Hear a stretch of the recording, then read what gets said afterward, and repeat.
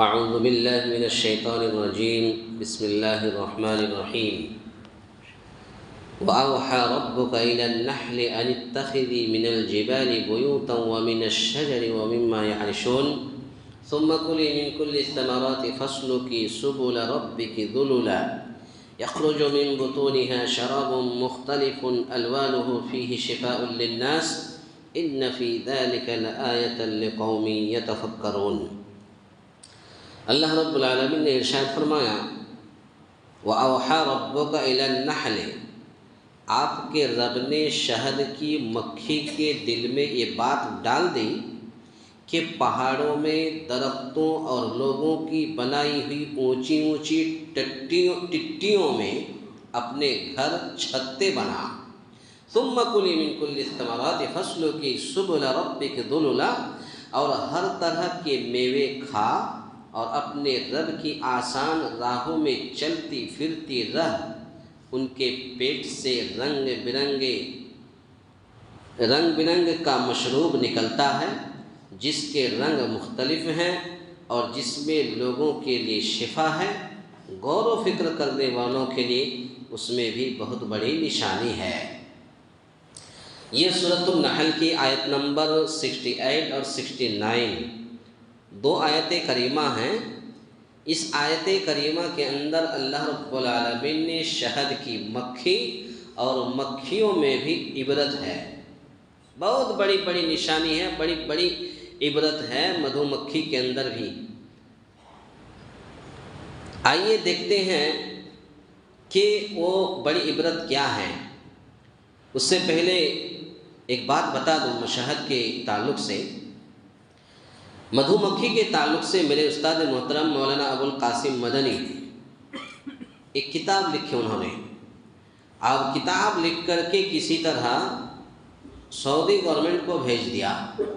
وہ کتاب جا کر کے ایک عورت کے ہاتھ لگی، انہوں نے اس عورت نے جب وہ کتاب کو پڑھی اور بعد میں کہا کہ یہ مدھو مکھی کے بارے میں اتنی بڑی کتاب اور اتنی موٹی کتاب لکھا ہے، فوراً اس عورت نے مولانا سے کانٹیکٹ کی، اور کانٹیکٹ کرنے کے بعد آج بھی وہ عورت صرف وہ ایک کتاب لکھنے کی وجہ سے اور مدھو مکھی کے بارے میں لکھنے کی وجہ سے، اور کہیں بھی کوئی غلطی نہیں ہے اور عربی جملہ میں، تو عورت نے فوراً فون پر رابطہ کر کے آج بھی 300 ریال ہر ہفتہ بھیجتی ہے، ہر ہفتہ 300 ریال وہ بھیجتی ہے مولانا کو کہ ایسے ہی آپ کتاب لکھتے رہیں اور میرے پاس بھیجتے رہیں۔ تو مدھو مکھی کے بارے میں بہت بڑی فضیلت بھی ہے اور بہت بڑی عبرت بھی ہے۔ آئیے دیکھتے سنتے ہیں۔ اللہ رب العالمین نے فرمایا آپ کے رب نے شہد کی مکھی کے دل میں یہ بات ڈال دی کہ پہاڑوں میں درختوں اور لوگوں کی بنائی ہوئی اونچی اونچی ٹٹیوں میں اپنے گھر چھتے بنا۔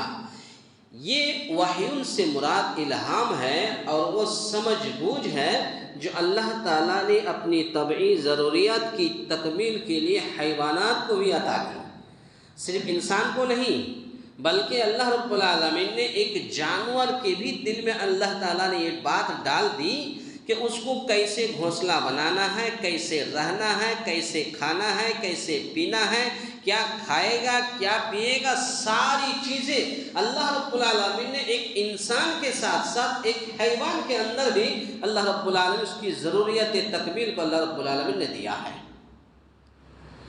شہد کی مکھی پہلے پہاڑوں میں، پھر درختوں میں، انسانی عمارتوں کی بلندیوں پر اپنا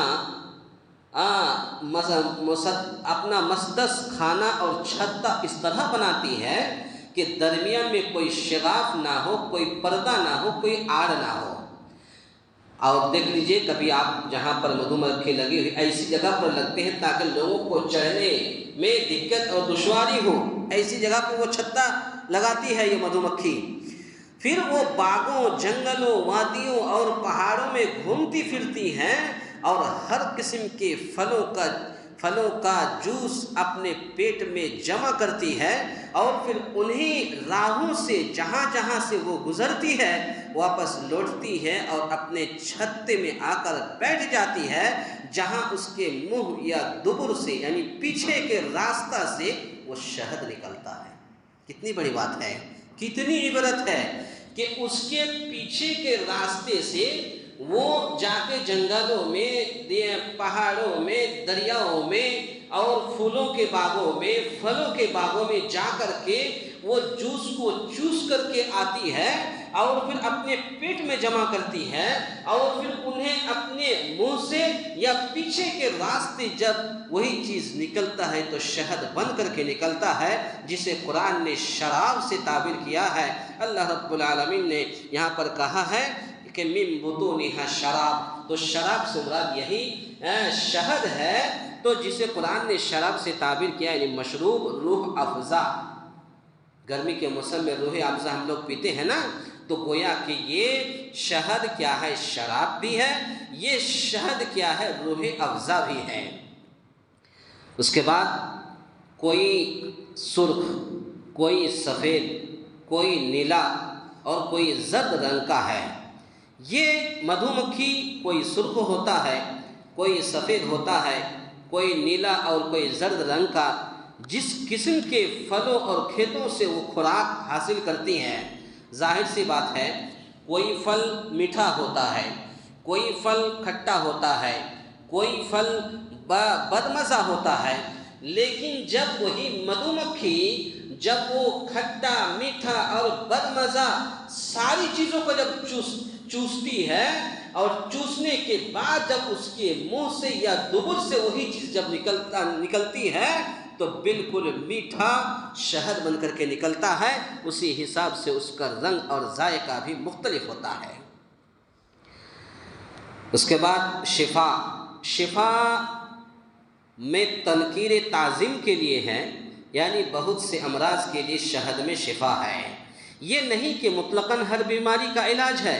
علماء طب نے بھی صراحت کی ہے کہ شہد یقیناً ایک شفا بخش قدرتی مشروب ہے، لیکن مخصوص بیماریوں کے لیے، نہ کہ ہر بیماری کے لیے۔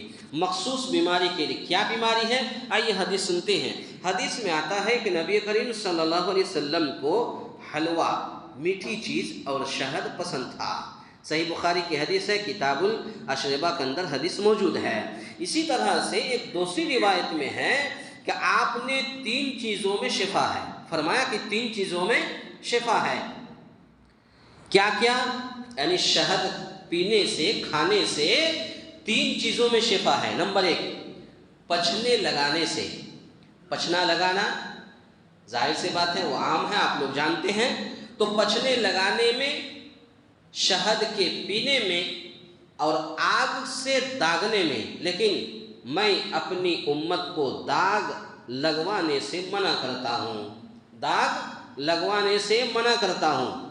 صحیح بخاری کی حدیث ہے۔ حدیث میں ایک واقعہ یہ بھی آتا ہے، اسہال کہتے ہیں پتلا دست، یعنی جس کو بار بار موشن ہو، پتلا موشن ہو رہا ہو، تو ایسے مرض میں اگر کوئی مبتلا ہو گیا تو اللہ کے نبی صلی اللہ علیہ وسلم نے فرمایا کہ ایسے لوگوں کو شہد پلاؤ۔ کیا؟ آئیے دلیل دیکھتے ہیں۔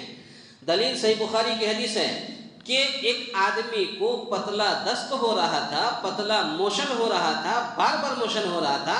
آپ صلی اللہ علیہ وسلم نے شہد استعمال کرنے کا مشورہ دیا کہ شہد پیو، جس سے دستوں میں اضافہ ہو گیا۔ آ کر بتلایا گیا، کہا کہ اللہ کے رسول میں تو شہد پیا تو اور زیادہ ہو گیا۔ تو دوبارہ اللہ کے نبی صلی اللہ علیہ وسلم نے فرمایا کہ شہد پلانے کا پھر مشورہ دیا کہ شہد پلاؤ، جس سے مزید فضلات خارج ہوئے اور زیادہ موشن شروع ہو گیا، اور گھر والے سمجھے کہ شاید مرض میں اضافہ ہو گیا، اب ٹھیک ہونے والا نہیں ہے۔ پھر نبی کریم صلی اللہ علیہ وسلم کے پاس آئے، آپ صلی اللہ علیہ وسلم نے تیسری مرتبہ بھی فرمایا، کہا کہ تیسری مرتبہ بھی یہ شہد پلاؤ۔ جب تیسری مرتبہ پلایا اور اللہ کے نبی صلی اللہ علیہ وسلم نے تیسری مرتبہ، چوتھی مرتبہ فرمایا کہ اللہ سچا ہے تیرے بھائی کا پیٹ جھوٹا ہے۔ اللہ سچا ہے، تیرے بھائی کا پیٹ جھوٹا ہے، جا اور اسے شہد پلا۔ تیسری مرتبہ بھی شہد پلایا گیا، چنانچہ تیسری مرتبہ میں اسے شفائے کاملہ حاصل ہو گئی۔ پتہ یہ چلا کہ اگر کسی کو موشن نہیں ہو رہا ہے تب بھی وہ شہد پیے، اور کسی کو زیادہ موشن ہو رہا ہے تب بھی وہ شہد پیے۔ یہ اللہ کے نبی صلی اللہ علیہ وسلم کا طریقہ رہا ہے، اور اللہ کے نبی صلی اللہ علیہ وسلم انہی چیزوں سے آپ صلی اللہ علیہ وسلم یہ شہد استعمال کرتے تھے، کلونجی کا استعمال کرتے تھے۔ کوئی بیماری ہوتی ہے، آج بیماری ہوتی ہے، انسان ڈاکٹروں کے پاس جاتا ہے، لیکن اللہ رب العالمین نے اور نبی کریم صلی اللہ علیہ وسلم نے بخاری کے اندر جو روحانی علاج بتایا ہے کہ انسان اگر شہد پیے، اور شہد اگر پیے تو اس کی کچھ خاص بیماری ہے، جیسے موشن کا معاملہ ہے، اگر کسی کو موشن نہیں ہو رہا تب بھی وہ پیے، کسی کو زیادہ موشن ہو رہا ہے تب بھی پیے، اس لیے کہ اللہ کے نبی صلی اللہ علیہ وسلم نے فرمایا کہ تیرا بھائی کا اللہ سچا ہے اور تیرے بھائی کا پیٹ جھوٹا ہے، جا اسے شہد پلایا تو تیسری مرتبہ میں اسے شفائے کاملہ حاصل ہو گئی۔ گویا کہ ہمیں اور آپ کو بھی یہاں سے ایک درس اور سبق یہ ملتا ہے کہ مکمل اللہ پر بھروسہ کرتے ہوئے ہم بھی شہد کا استعمال کریں تو اللہ رب العالمین کچھ خاص ایسی بیماری ہے جو اللہ رب العالمین شہد میں بھی شفا رکھی ہے۔ اللہ تعالیٰ سے دعا ہے یا الہ العالمین ہم تمام مسلمانوں کو کہنے سننے سے زیادہ نیک عمل کرنے کی توفیق عطا فرمائے، آمین۔ اقول قولی ھذا استغفر اللہ لی ولکم ولسائر المسلمین واستغفروہ انہ هو الغفور الرحیم۔